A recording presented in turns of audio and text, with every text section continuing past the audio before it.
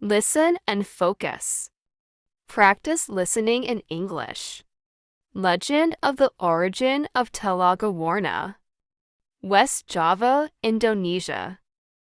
Long ago, there was a kingdom in West Java named Kudatanguin. Kudatanguin was a prosperous and peaceful kingdom. The people lived in peace and prosperity because they were led by a wise king. The king of Kudatanguin was named Prabu Suwartalya, and his consort was named Ratu Purbamana. The king and queen were very wise, so that the kingdom they lead was prosperous and peaceful, all very enjoyable. Unfortunately, Prabhu and his wife did not have children. It made the royal couple very sad. Prabhu's advisor suggested that they adopt a child, but Prabhu and Queen did not agree. For us, biological children are better than adopted children, they said. The Queen was often gloomy and cried. Prabhu was also sad to see his wife. Then Prabhu went to the forest to meditate.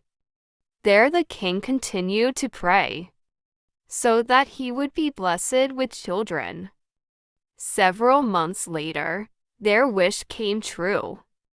Queen was getting pregnant. All the people in the kingdom were very happy. They flooded the palace with gifts. 9 months later, the queen gave birth to a daughter named Gilang Rukmini. Residents of the country returned to send the little princess various gifts. The baby grew into a cute child. 15 years later, she has become a beautiful teenager.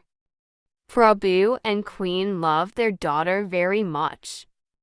They gave their daughter everything she asked for, but that made her a spoiled girl. If her wish was not fulfilled, the girl will be angry. She even used to say rude. Even so, parents and people in the kingdom loved her. Days passed, and Princess grew into the most beautiful girl in the whole country. In a few days, Princess will be 17 years old. So the people of that country went to the palace.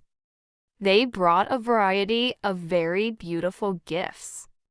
Prabhu collected the many gifts and then stored them in the palace room. At any time, he can use it for the benefit of the people. Prabhu took only a little gold and gems. He took her to a jeweler. Please, make a very beautiful necklace for my daughter, said Prabhu. With pleasure, Your Majesty, said the jeweler. He then worked as hard as he could, wholeheartedly.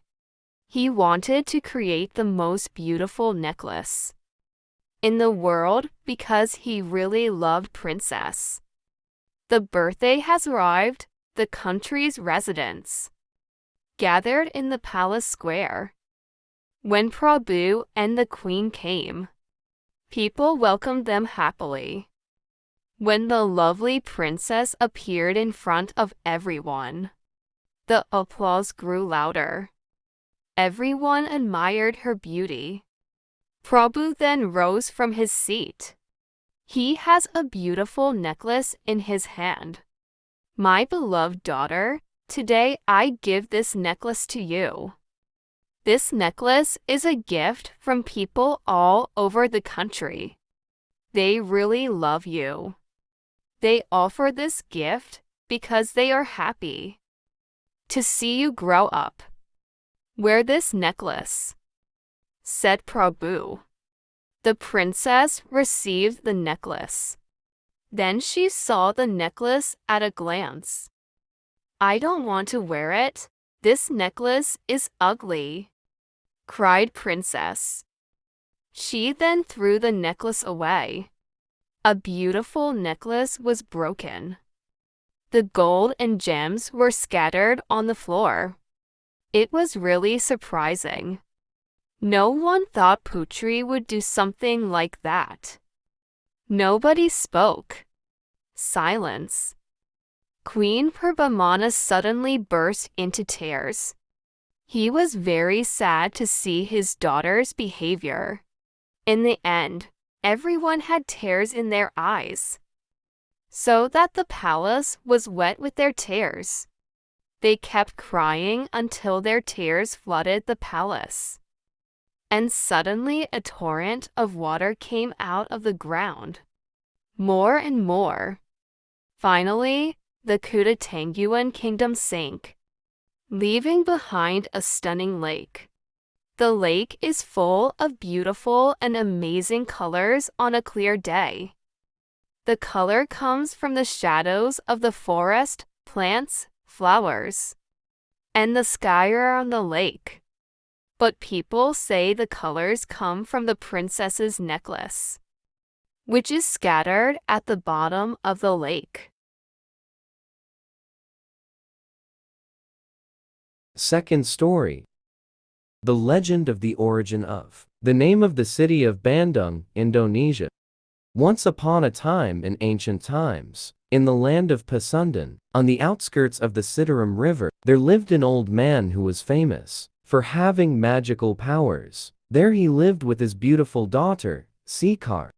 Apart from Sekar, Empu Sisa has two students, Jaka and Waira. He found them when they were babies, in a village that had been destroyed by the eruption of Mount Tangkuban Parahu, where until then the lava had often endangered the surrounding area. The two babies were then brought home, cared for, and taught science by Empu Sisa. Even though they have the same teacher, Jaka and Waira have different temperaments. Jaka was handsome, he loved to play, and was good at talking. Even though he was smart, because of his easy nature, he was far behind Waira, who diligently sought knowledge and the essence of life. These different characteristics did not keep them apart. They were like two brothers who helped each other and shared secrets. However, there was one thing they did not reveal to each other, namely about their feelings for Sekar, their teacher's daughter. Jaka first conveyed his intention to propose to Sekar to Empu Sisa, because he was good at winning over his teacher. Empu Sisa, without asking his son's approval, immediately agreed to Jaka's proposal. He thought that Sekar must also like Jaka, who was handsome and sociable. The next day, Empu Sisa called Sekar, and then conveyed his wish to marry her to Jaka. Previously, Sekar was a good child and devoted to her parents, but this was the first time that Sekar denied her parents. She refused Empu Sisa's wish. She said that she loved Waira, and only wanted to marry Waira. This made Empu Sisa nervous. Before he had promised it to Jaka. To be fair, he then made a contest.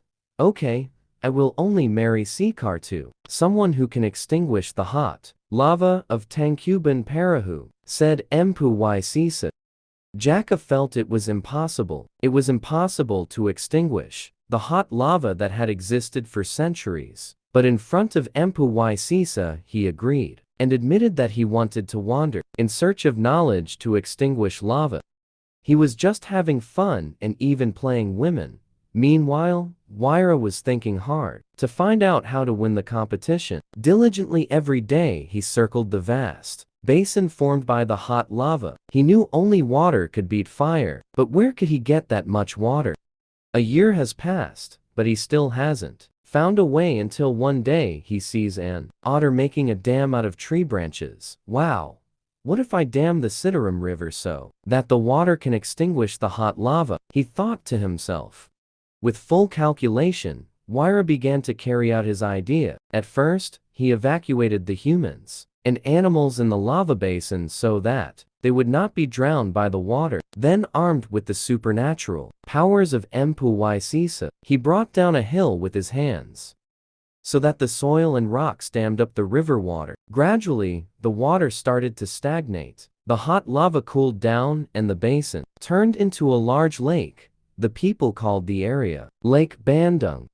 After successfully passing the test given by Mpu Sisa, he then went home and proposed to Sekar. Mpu Sisa was very happy. His student was shown to really love his only child, and prevented a disaster that could arise due to the hot lava. Not long after that, they also held a lively wedding party, attended by all the residents around it. Jaka there was no more news. After many years, Waira and Sekar were blessed with many children and grandchildren. Meanwhile, the dam that Waira had built began to collapse due to high water levels. Gradually, the water in the lake began to dry up. The soil became fertile and loose. In the end, they moved there, not forgetting to invite the local people. Gradually, the area became lively and visited by nomads. Because the lake was no longer there, they called it Bandung. According to the myth, the natives of the city of Bandung come from the descendants of Waira and Sekar. Such is the fictitious legend of the origin of the name of the city of Bandung, which comes from the word dam or dam made by Waira to quench the hot lava of Tangkuban Parahu. According to history, the dam Bandung Lake covers an area between Padalarang and Chicalengka 30 kilometers and the area between Mount Tangkuban Parahu and Seriang 50 kilometers.